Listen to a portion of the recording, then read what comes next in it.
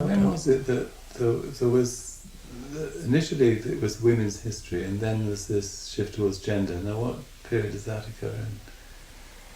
That came quite a bit later, but I've never done straight women's history ever.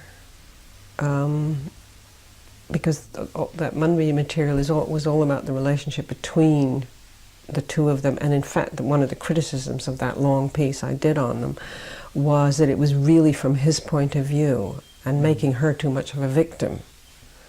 But there was a lot of material too coming out from small women's groups, some of which was more like propaganda, and that, because I was trying to become more of a professional historian, was a bit worrying. And so that some of the debates we were having was, how much do you try and stand back and be more, quotes, academic? And the role of women's, and if you remember, in Britain, more than in the States, women's history was, because of the history workshop, it was one of the, as far as academia went, and as far as the intellectual side of the women's movement went, it was really pioneered by the historians. Later on, the whole literary establishment.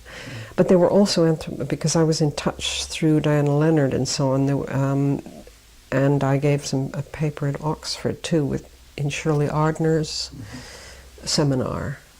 I'd begun to work on lodging and lodgers, which is an extension from service. But again, you see, that's not straight women's history.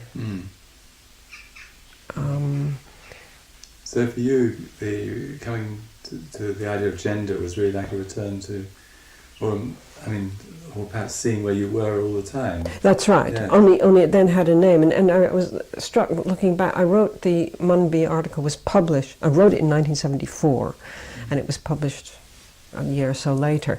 And the title is Class and Gender. Of course, that was very exciting. We felt we were, It was really the first political movement in any way that I'd really been involved in.